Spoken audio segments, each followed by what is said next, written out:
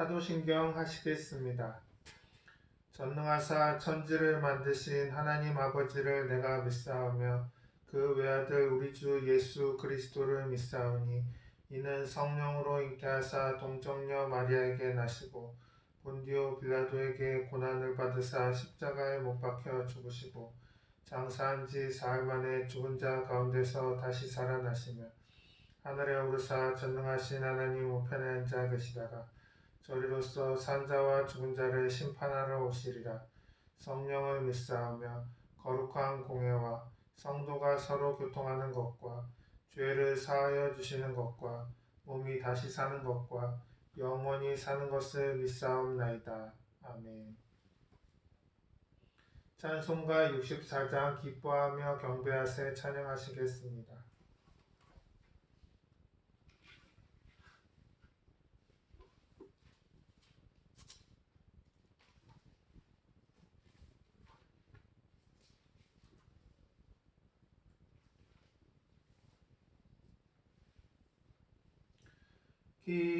기뻐하며 경배하세 영광의 주 하나님 주 앞에서 우리 마음 피어나는 꽃 같아 죄와 슬픔 사라지고 의심 구름 거치니 변함없는 기쁨의 주 밝은 빛을 주시네.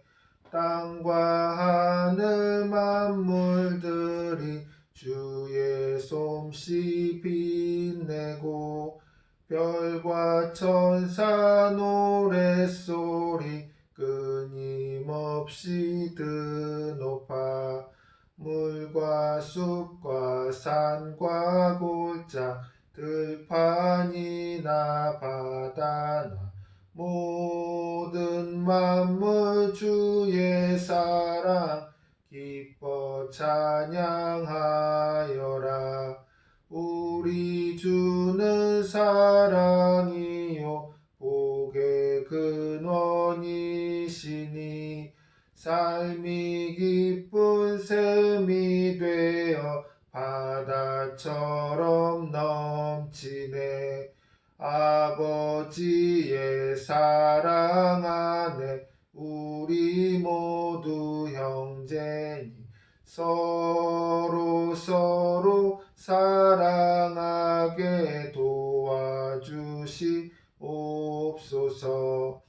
새벽별의 노래 따라 힘찬 찬송 부르니 주의 사랑 줄이 되어 한맘 되게 하시네. 노래하며 행진하여 싸움에서 이기고 승전가를 높이 불러 주께 영광 돌리세. 아멘.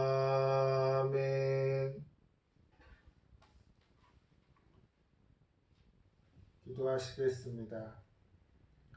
주님, 오늘은 창세기 1장 1절로 5절 말씀 천지창조와 말씀이라는 제목으로 설교합니다.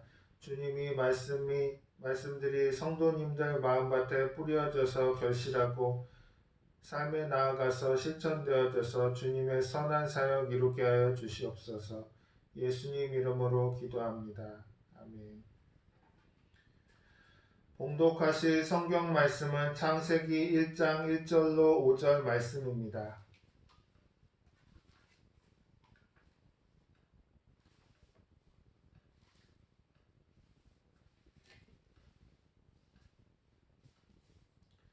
태초에 하나님이 천지를 창조하시니라.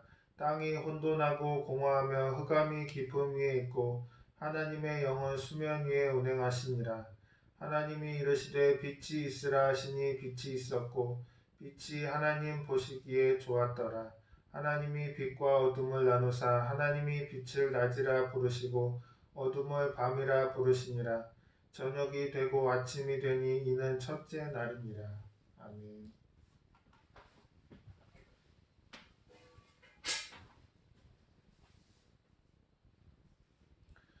우리는 예수님을 믿고 성령으로 거듭나 새로운 피조물이 되었습니다. 그러므로 이제는 말에 있어서도 새로워져야 될 것입니다.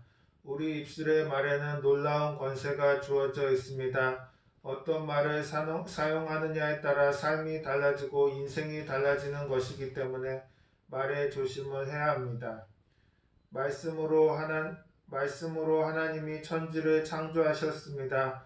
하나님은 천지 만물을 지으실 때 말씀이 그 만물의 재료가 되었습니다. 하나님이 이르시되 빛이 있으라 하시니 빛이 있었고 빛이 하나님 보시기에 좋았더라. 하나님이 빛과 어둠을 나누사 하나님이 빛을 낮이라 부르시고 어둠을 밤이라 부르시니라. 저녁이 되고 아침이 되니 이는 첫째 날이니라고 말씀을 하셨습니다. 하나님께서는 그러므로 우리에게 빛에 대해서 기초적인 상식을 가지기를 원하시는 것입니다. 아담과 하와는 하나님의 형상을 따라 지으심을 받았기 때문에 날마다 하나님과 대화하면서 살았습니다. 그런데 어느 날 뱀이 다가와 하와에게 말을 건넸습니다. 하와는 마귀가 뱀의 형상을 하고자 뱀과 대화를 했습니다. 사탄의 꾀에 넘어가 하나님이 먹지 말라는 선악과를 먹고야 말았습니다. 하나님은 선악을 알게 하는 나무의 열매는 먹지 말라. 내가 먹는 날에는 반드시 죽으리라고 말씀하셨습니다. 그런데 마귀가 뱀의 형상을 하고 와서 하와를 깨웠던 것입니다. 그러므로 인간은 죄로 말미암아 영이 죽고 더 이상 하나님과 대화할 수 없게 되고 말았습니다. 아담과 하와가 사탄의 말을 듣고 죄를 짓자 인간과 인간 사이의 언어도 변해버리고 말았던 것입니다. 창세기 3장 12절에 보십시오. 아담이 이르되 하나님이 주셔서 나와 함께 있게 하신 여자 그가 그 나무 열매를 내게 주므로 내가 먹었나이다 라고 말했습니다. 아담과 하와는 서로에게 책임을 전가하고 비난하기 시작했습니다. 하나님께서 주신 언어가 살리는 언어가 아니라 정죄하고 비난하는 죽이는 언어가 되고 만 것입니다. 우리를 살릴 수 있는 길은 다른 데 없습니다. 예수 그리스도 하나님의 아들이 이 세상에 와서 우리 죄를 대속해 주는 길밖에는 살아날 길이 없습니다. 그래서 예수님은 우리가 두 번째 아담이라고 말합니다. 첫째 아담은 우리를 죽음으로 이끌었으나 둘째 아담인 예수님은 우리의 죄와 불의, 추악과 정죄, 저주를 걸머지고 대신 건너주신 두 번째 아담인 것입니다. 우리의 죽었던 영이 주님에 의해서 살아나기 위해서는 주님이 십자가에 죽으시고 부활하신 예수님을 우리가 만나고 예수 그리스도의 영광을 얻어야 하는 것입니다. 에베소서 2장 1절을 보면 그는 허물과 죄로 죽었던 너희를 살리셨도다 하고 말씀하셨습니다. 허물과 죄로 우리는 철저히 죽었는데 예수님이 오셔서 우리를 살려주신 것입니다. 새로운 피조물이 되어 언어도 살아나고 모든 것이 다 살아났습니다. 고린도후서 5장 17절에 보면 그런즉 누구든지 그리스도 안에 있으면 새로운 피조물이라 이전 것은 지나갔으니 보라 새 것이 되었도다라고 하셨습니다.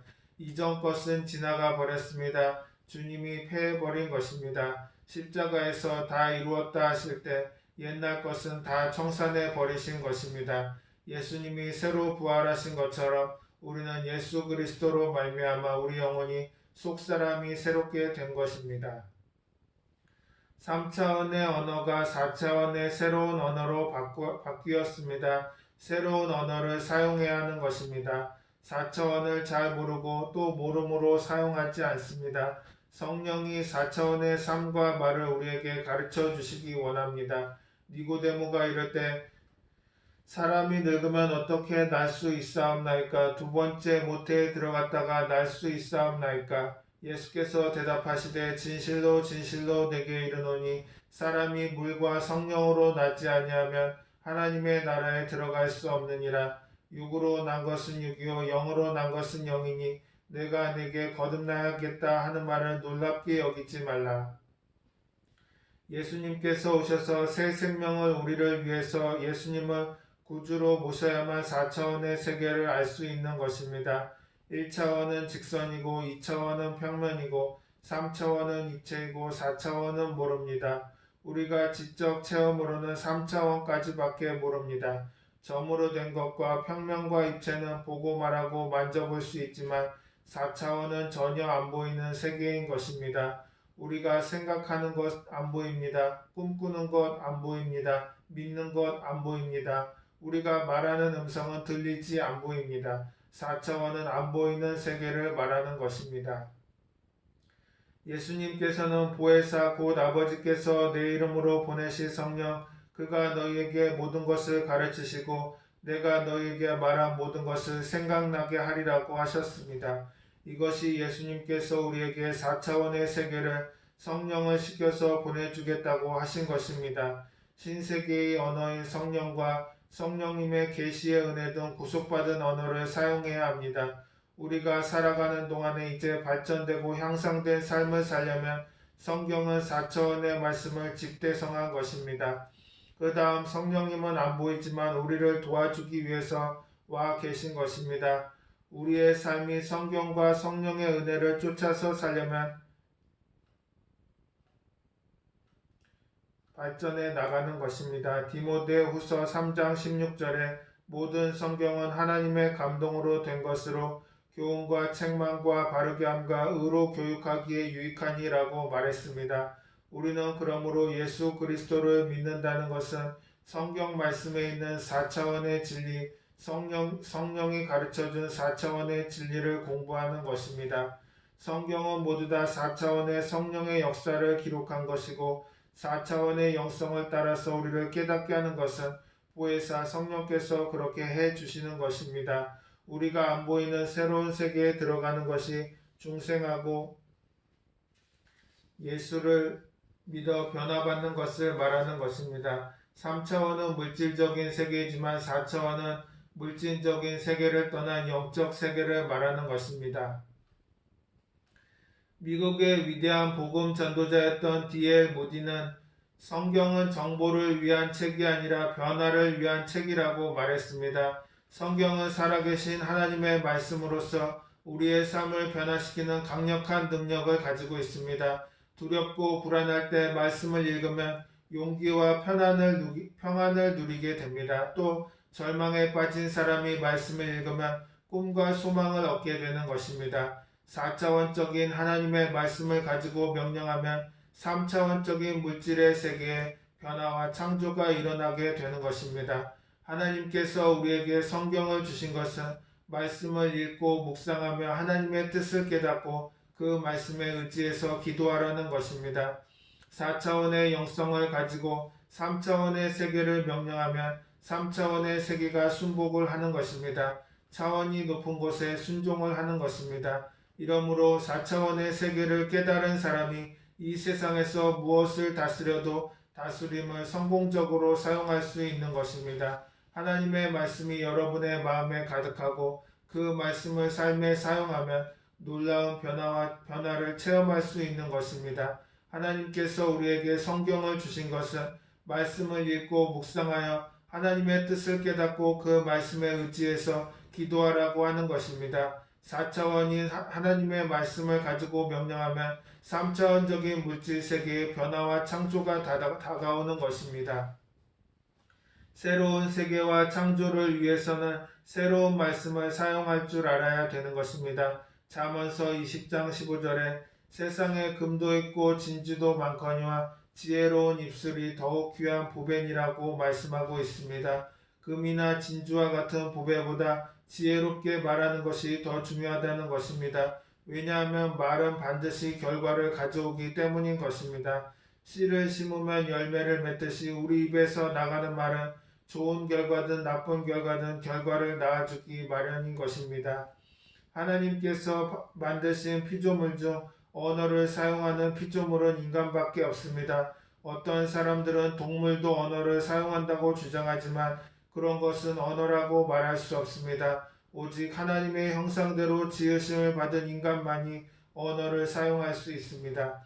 그뿐 아닙니다. 우리는 하나님의 자녀이기 때문에 우리의 입술의 말은 권세를 가지고 있습니다. 군대에 가면 넓은 연병장에 군인들이 수백 명 모여서 있는데 지휘관이 열중셔 차려 앉아 일어서 그렇게 명령하면 수많은 군인들이 그렇게 말하는 대로 움직입니다. 왜 그렇습니까? 그것은 말을 하는 사람의 신분 때문입니다. 지휘관이라는 신분 때문에 그 말에 권세가 있는 것입니다. 하물며 하나님의 자녀인 우리가 하나님의 말씀을 사용하면 우리의 입의 말에 얼마나 큰 권세가 있겠습니까?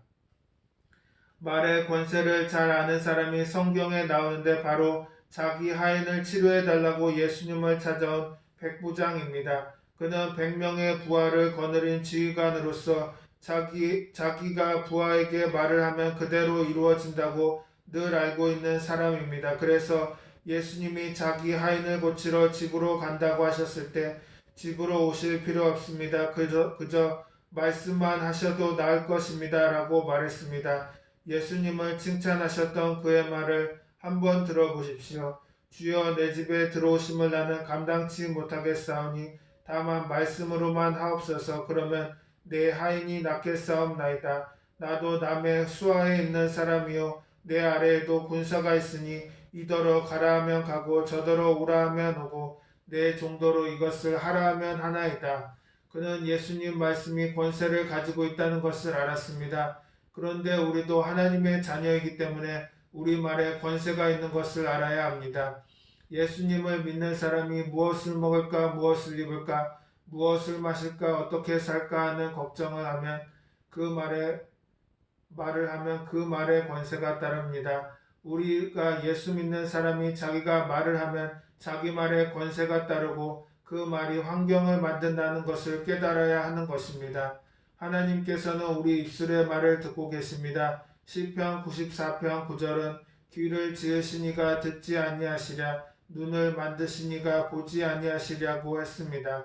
그뿐 아니라 하나님은 들으시고 그대로 행하시고 계신 것입니다. 민수기 14장 28절에 그들에게 이르기를 야훼의 말씀에 내 삶을 두고 맹세하노라 너희 말이 내 귀에 들린 대로 내가 너희에게 행하리니라고 말씀합니다. 그러므로 하나님이 늘 듣고 계십니다.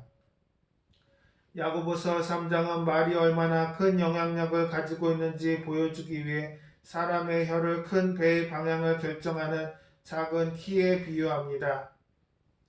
야고보서 3장 4절로 5절에 또 배를 보라 그렇게 크고 광풍에 밀려가는 것들을 지극히 작은 키로서 사공의 뜻대로 운행하나니 이와 같이 혀도 작은 지체로 돼 큰 것을 자랑하도다고 했습니다. 우리 입술의 말에 인생의 방향을 결정하는 것입니다. 큰 일이 우리 말로 좌우가 결정되는 것입니다. 잠언 18장 21절에 죽고 사는 것이 혀의 힘에 달렸나니 혀를 쓰기 좋아하는 자는 혀의 열매를 먹으리라고 말합니다. 죽고 사는 것이 입술의 말에 달렸다는 것입니다. 그러므로 우리는 입술의 말을 잘 사용해야 합니다. 부정적이고 파괴적인 말을 하면 부정적이고 파괴적인 결과를 가져오고 긍정적이고 믿음의 말을 사용하면 하나님의 놀라운 역사를 체험하게 되는 것입니다. 예수님을 믿음으로 새 사람이 된 것처럼 구원받은 신자는 이제 성령님이 인도하시는 말을 사용해야 합니다. 우리가 예수님을 믿게 되었다는 것은 하나님으로부터 새 사람이 되었다는 것입니다. 새 사람이 되었으면 우리의 말이 새로운 말이 되고 우리가 새로운 말을 할 때 마음에서 나오는 말이 창조적인 능력을 가지고 있는 것입니다. 하나님의 말씀으로 천지를 지으신 것 같이 우리도 하나님의 자녀들로서 중생해서 우리들이 하는 말로써 우리 주위 사람들의 모든 것이 달라지는 것입니다. 우리 말에 권세가 따르는 것입니다. 그러므로 입술의 말로 자녀들을 축복하면 귀한 자녀들이 되고 자녀들을 비평하면 나쁘게 되는 것입니다. 컵에 물을 잔뜩 채워서 그 책상 위에 얹어놓고 욕을 합니다. 매일같이 그 물을 욕을 하면 일주일 내에 물이 썩어버립니다. 그런데 똑같은 병에 칭찬하고 찬양을 하면 물이 그렇게 생생하고 좋은 물이 있을 수가 없습니다. 사람들은 입술의 말이 이제는 얼마나 힘이 있고 능력이 있다는 것을 깨달아 알아야 되는 것입니다. 말로써 창세기에 많은 것을 한 것처럼 이제는 예수 그리스도를 통해서 우리는 새 사람이 되고 그리고 예수 그리스도를 통해서 권세 있는 사람이 되었습니다. 우리는 생각하는 것이 창조적이고 말하는 것에 권세가 있습니다. 그러므로 무엇을 하든지 말로써 칭찬하고 창조적인 축복을 하고 그렇게 나가면 일도 안 될 것이 되고 모든 것이 평안해지는 것입니다. 예수님을 믿음으로 새 사람이 되어 구원받은 신자는 성령님이 곧장 임하여서 예수 그리스도를 믿어 협력해서 우리 영혼이 잘됨 같이 범사에 잘되며 강건하고 생명을 얻되 넘치게 얻게 만드는 것입니다. 예수님이 새 생명과 성령님의 은혜와 창조적인 능력이 우리에게 오중 복음과 삼중 축복을 갖게 하고 4차원의 영성을 누리게 한 것입니다. 4차원의 영성은 새로운 세계인 것입니다. 새로운 생각, 새로운 꿈, 새로운 믿음, 새로운 언어, 이것이 4차원의 영성인데 새로운 세계, 새로운 말을 통해서 새로운 창조를 통해서 우리가 할 것입니다. 아멘.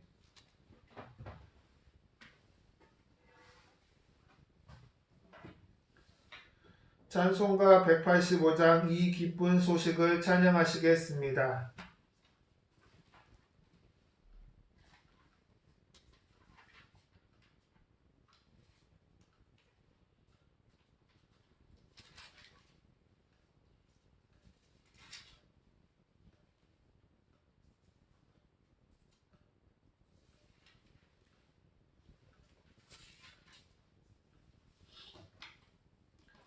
이 기쁜 소식을 온 세상 전하세 큰 환난 고통을 당하는 자에게 주 믿는 성도들 다 전할 소식은 성령이 오셨네. 성령이 오셨네. 성령이 오셨네. 내 주님 보내신 성령이 오셨네. 이 기쁜 소식을 온 세상 전하세 성령이 오셨네. 만왕의 왕께서 저 사로잡힌 자 다 구원하시고 참 자유 주셨네. 승리의 노래가 온 성에 들리니 성령이 오셨네. 성령이 오셨네. 성령이 오셨네. 내 주님 보내신 성령이 오셨네. 이 기쁜 소식을 온 세상 전하세 성령이 오셨네. 한없는 사랑과 그 크신 은혜를 늘 의심하면서 안 믿는 자에게 내 작은 입으로 곧 증언하리니 성령이 오셨네. 성령이 오셨네. 성령이 오셨네. 내 주님 보내신 성령이 오셨네. 이 기쁜 소식을 온 세상 전하세 성령이 오셨네.